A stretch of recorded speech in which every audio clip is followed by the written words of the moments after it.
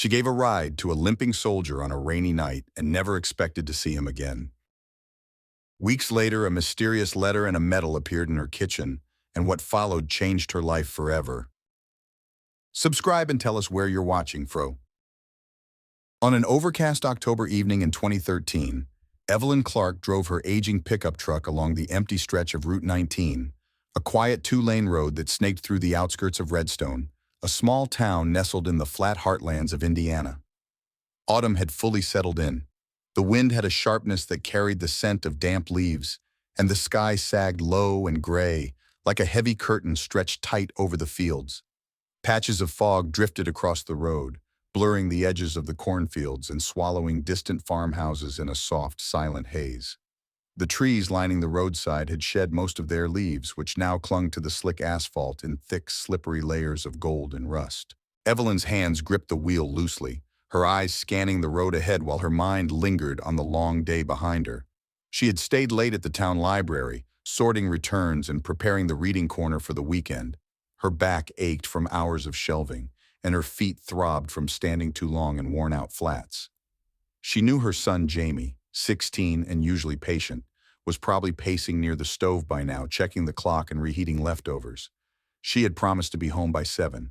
The old truck rattled over a shallow dip in the pavement, and Evelyn instinctively eased off the accelerator. The rain had started again, not in sheets, but in fine, misty needles that dotted the windshield, smeared by wipers already fraying at the edges. The defroster struggled to keep up, and the faint smell of engine oil and damp carpet filled the cab. She exhaled slowly, counting the miles left until the turnoff that led to Maple Avenue.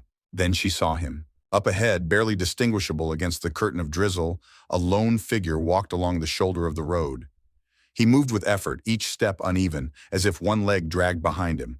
A hood covered most of his face, and a bulky military-style rucksack clung to his back. His jacket, camouflage, faded and soaked through, clung to his frame like wet paper. The man looked like someone not just walking, but retreating from something, as if the road behind him had given nothing but loss. Evelyn's foot hovered over the brake, but she passed him. Her pulse quickened, her thoughts racing through the catalog of warnings and cautious instincts built over years of widowhood and single parenting. She shook her head, eyes fixed forward. It wasn't safe. It wasn't smart. But another part of her, a quieter, deeper instinct, stirred beneath those thoughts. It whispered of something older than caution, something not rooted in logic, but in recognition. 100 yards down the road, she pulled over abruptly. The truck idled unevenly as she stared into the rearview mirror. The man was still walking, hunched against the wind, unaware that he'd been seen. Rain dotted the side window. Evelyn's hand moved to the gear shift, then paused. Her heart beat harder now, not out of fear, but from the weight of the decision. Finally, she turned the truck around, tires slipping slightly on the wet surface. As she approached him slowly from behind, she reached over and unlocked the passenger door. She didn't know his story, not then. She didn't ask where he came from or why he limped alone down a forgotten road in the dark. She didn't know if he was running toward something or away from it. She only knew his name, Lucas. Lucas hadn't said much. He hadn't asked for food or shelter. He simply nodded, a tired, almost imperceptible gesture, when Evelyn offered him a place to stay for the night. The rain had been steady by then, fine and cold, dripping from his clothes onto the hardwood floor of her small entryway. She handed him a towel, warm from the dryer, and a chipped mug of chamomile tea. He accepted both in silence, standing awkwardly near the coat rack, his body stiff from the chill or perhaps something deeper, more permanent. She showed him to the living room, pointed to the couch, and retrieved a folded blanket from the hall closet. The cushions were old but clean, the lamp on the side table casting a soft yellow glow over the room. Lucas sat down without a word, placing the steaming mug on the coffee table. Evelyn lingered for a moment, watching him from the doorway, unsure whether she had invited comfort or danger into her home. There was something quiet about him, something too still. It was the stillness of someone used to waiting, to holding things in. She went to bed with uncertainty weighing heavy on her chest. The creaks of the settling house felt louder than usual, and the wind outside seemed to press harder against the windows. She didn't sleep well. Every small sound made her lift her head from the pillow, listening for movement that never came. But there was no disturbance, no footsteps across the hallway, no opening doors. The house held its breath through the night. When morning came, Evelyn rose before the sun. The sky was still dark, the edges of the horizon just beginning to soften. The air inside was cold, her bare feet pressed against the wood floor as she stepped into the hallway. The door to the living room was half open. She walked in slowly, half expecting to see him still there, perhaps asleep under the blanket, or awake and staring through the window at the misty backyard. But the couch was empty. There was no sign of him. No sound of footsteps, no note, no mug on the table. The blanket she had given him was carefully folded and placed at the end of the sofa. On the kitchen table, beside the salt shaker and a stack of unopened mail, sat something small and metallic. Evelyn approached slowly, her breath catching. It was an old military dog tag, scratched and dulled, the chain coiled neatly beneath it. She reached out and picked it up, feeling its cold weight in her hand. It didn't explain anything, it only deepened the questions. She stood there for a long while, not moving, as if the quiet around her could offer an answer. The house felt heavier than before, as though it had taken something in and wasn't ready to let it go. Her son Jamie came into the kitchen, rubbing sleep from his eyes, asking who the man was. Evelyn simply shrugged. She didn't know. There were no names, no story, no trace, just a folded blanket and a tag left behind like a whisper. Days passed, and then weeks. No one came looking, no one called. The local news didn't mention any missing veterans, and no unfamiliar names appeared on town reports. Evelyn kept the dog tag in the top drawer of the hallway dresser, alongside loose batteries, a faded notebook she hadn't used in years, and a small framed photo of her late husband. She didn't mention Lucas to anyone, not to the women at work, not to her neighbor across the street.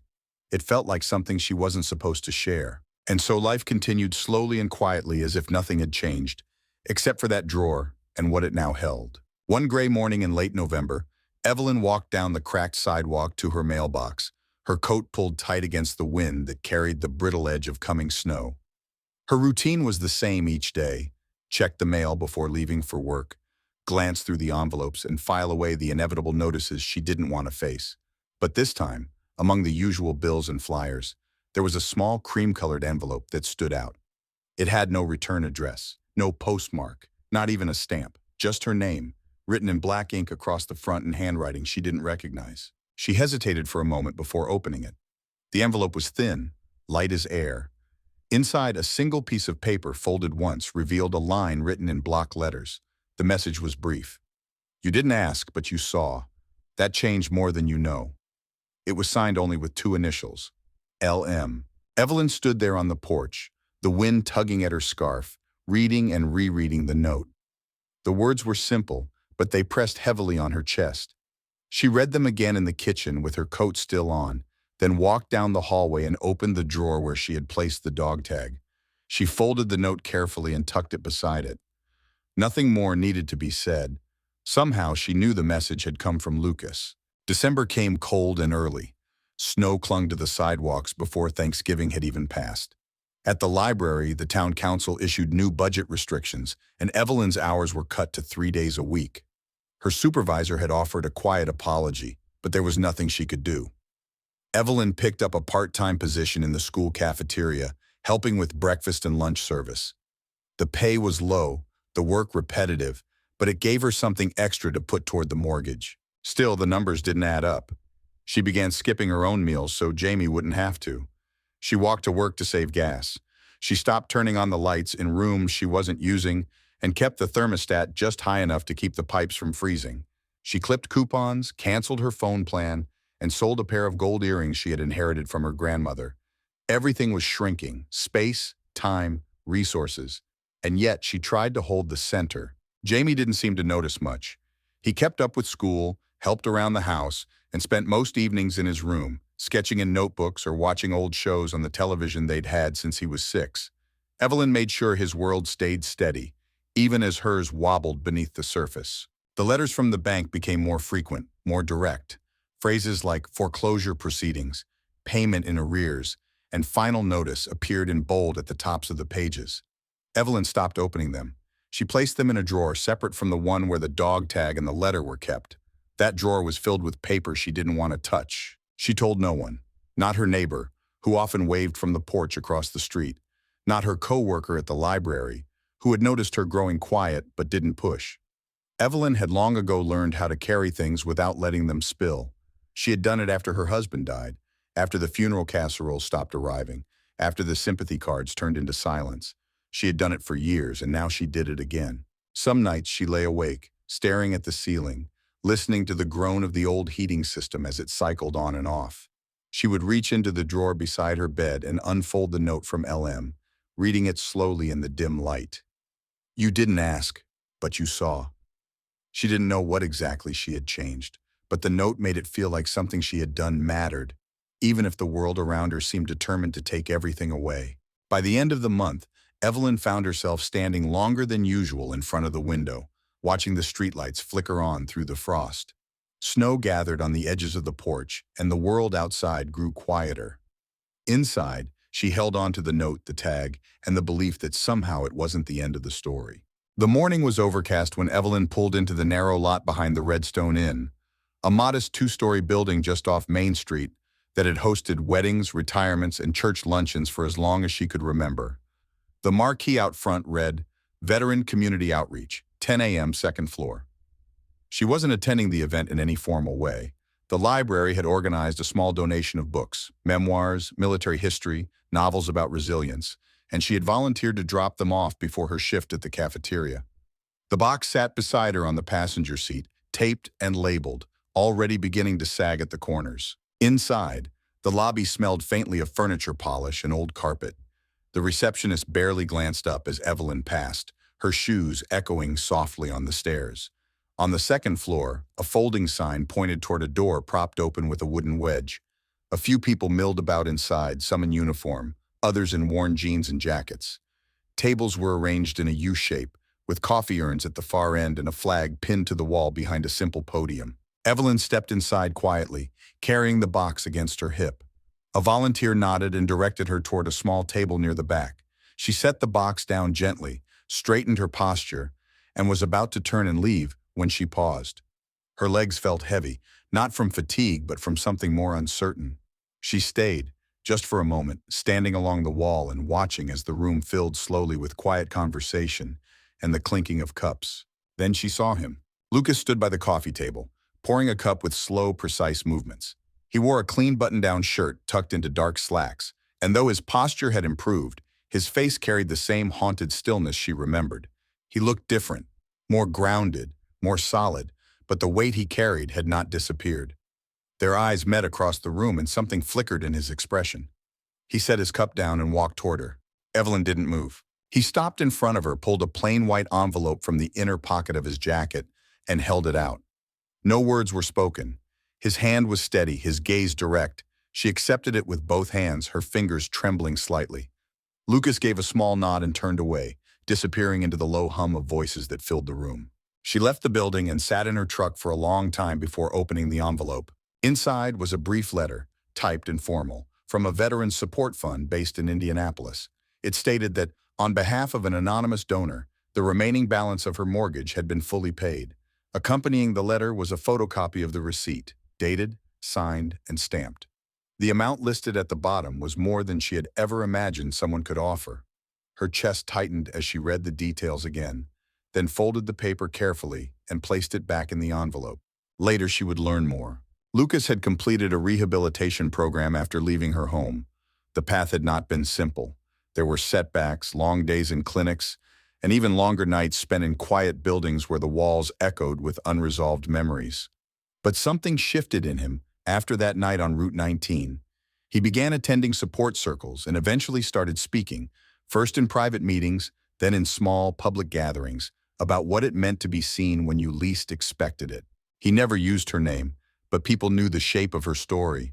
A woman who gave shelter without questions, a home that asked for nothing in return. He spoke of that moment as a turning point, not a rescue, but a reminder that dignity still existed in the ordinary kindness of strangers. His story traveled further than she knew. Others reached out to the organization he partnered with. Some wanted to help, some needed help. The ripple spread through quiet towns and cities, through email chains and whispered recommendations, through donations left in envelopes and volunteer hours logged in old church basements. Lucas became a quiet symbol, not of recovery, but of motion. of rebuilding. Evelyn never spoke of the letter at work. She didn't tell the bank clerk or her neighbor or the school secretary who always asked if she was doing okay. But something in her changed. The weight of survival eased just enough to let her breathe again. The house on Maple Avenue was no longer in danger, and she understood with sudden clarity that the moment she had pulled over on that rainy road had grown roots far beyond anything she could see. With the mortgage paid, the house on Maple Avenue remained hers. The official documents arrived folded neatly in a large envelope, stamped and notarized, with no balance owed and no further notices to expect. Evelyn read the papers 3 times at the kitchen table, the same table where she once sorted overdue bills with a hollow feeling in her chest. Now there was silence, calm, not heavy. The house was safe. Not just the structure, but everything within it. The kitchen where she taught Jamie to stir pancake batter. The living room where her husband once rested with the Sunday paper. The small garden out back where her son had planted a sunflower with a popsicle stick and a hopeful heart. Nothing had changed, yet everything had. But the house, though important, wasn't the center anymore. Something inside Evelyn had shifted. The fear that used to ride quietly behind her ribs had loosened its grip. She no longer avoided the eyes of neighbors in the grocery store. She no longer offered empty smiles to avoid real connection. Now she saw the weight others carried, the slow steps, the tired glances, the hesitations at the register. She recognized those signs not because she studied them, but because she had lived them.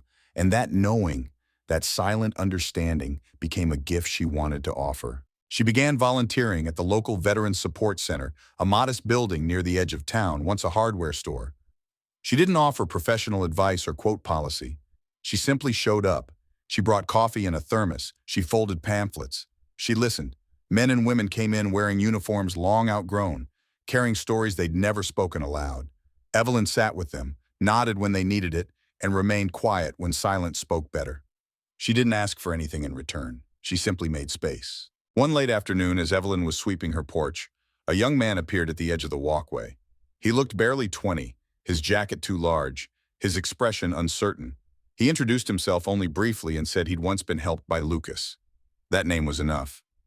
Without waiting for explanation, he climbed up and asked to check the roof. By sundown, the holes that had leaked for 2 winters were sealed. He left without accepting money, only saying he wanted to do what someone once did for him. In the weeks that followed, others came. A woman named Carla knocked one morning with a stack of paperwork and a gentle smile. She had experience with housing support applications and noticed Evelyn's property still lacked certain protections. They spent 2 hours at the dining table, filling in forms Evelyn hadn't even known existed. A man named Roy arrived 2 days later with a bucket of paint and a ladder. He didn't speak much, but he worked with steady hands, covering the faded siding with a soft gray that made the house feel awake again. None of them stayed long. None expected thanks. They moved in and out like threads being stitched quietly into a quilt already forming. Evelyn didn't see their help as a debt being repaid. It felt like something else entirely. An echo, a continuation. What had begun on that rainy night along Route 19 hadn't ended in a driveway or a donation letter. It had grown, unseen, through people and places she might never meet. It was a chain of kindness without deadlines or limits, passed from hand to hand like a story too valuable to keep private. Her home, once a fragile structure threatened by loss, had become something stronger. Not because it stood tall and intact, but because it now held the memories of what had been given and what had returned multiplied. A year after the winter that nearly took her home, spring arrived early in Redstone. The thaw came in March, melting the last stubborn patches of snow from the sidewalk corners and revealing the soil beneath as dark and rich as coffee grounds. Buds swelled on the trees that lined Maple Avenue, small bursts of green pressing through the bare limbs like promises. The air held a quiet hum, a mixture of damp earth, new growth, and something less tangible. Hope, maybe, or at least the space it needed to return. Evelyn moved through her days with a steadier rhythm. The heaviness that once settled on her chest each morning had lifted. The silence in the house no longer felt empty, but peaceful. Jamie had started his first semester at a community college in Evansville, majoring in environmental science. On weekends, he came home with muddy boots and stories about river cleanups and biology labs. He helped in the yard without being asked, hauling compost, turning soil, fixing the garden hose with the same careful patience his father once had. In early April, Evelyn painted a small wooden sign and nailed it to the weathered post near the gate. The message was simple, in thick black letters. If you're a veteran, there's always tea and bread here. Come in. She didn't make announcements or post anything online. The sign stood quietly, just like she did. Some days no one came. Other times, strangers would step through the gate with hesitant footsteps, and she'd meet them on the porch with a mug and a plate. She never asked names unless they offered. Sometimes they spoke, sometimes they sat in silence, just grateful for the warmth and the pause. She didn't do it to be seen. She did it because it felt like the right shape for her days now, like something that fit without needing to be explained. Her porch became a quiet waypoint in the lives of people who rarely paused long enough to be noticed. No speeches were made, no cameras clicked, but the moments stayed. One morning, she found a thick envelope in her mailbox with no name, no address, and no postage. The paper inside was stiff and glossy. It was a photograph. Lucas stood at a podium in front of a stone memorial in Washington, D.C., one hand holding a set of notes, the other raised in a gesture frozen mid-sentence. His face looked calm and composed, his posture firm. Behind him, engraved on the stone, were the names of the fallen, and above his shoulder, printed in clear, bold letters on the photo, was the phrase, "She didn't ask, she simply did." There was no message included, no signature, just the image. Evelyn stared at it for a long time, her hand pressed lightly to the edge of the frame. She didn't cry. She didn't smile. She simply breathed and took it in. That afternoon, she hung the photo in the hallway beside a painting of her husband, one he'd done years ago of a tree behind their house, before the storms and the leaks and the notices. She didn't see the photograph as recognition. She saw it as a thread, a way to remember what had begun with one small act on a rainy road. The garden in the backyard began to bloom earlier than usual that year. Tulips emerged in clusters. The rosemary bush came back strong. Birds nested near the gutters, and Jamie, during one of his visits, built a small bench under the old elm tree. People continued to come now and then. Some brought stories, others brought nothing but quiet. Evelyn continued to offer what she had: warm tea, bread made by hand, and the comfort of someone who wouldn't look away. The house remained modest. The porch creaked when stepped on, but it had become more than shelter. It was memory and movement and meaning. And every time she passed the photo in the hallway, Evelyn remembered the same truth. Sometimes, to change a life, all you have to do is stop and never walk away.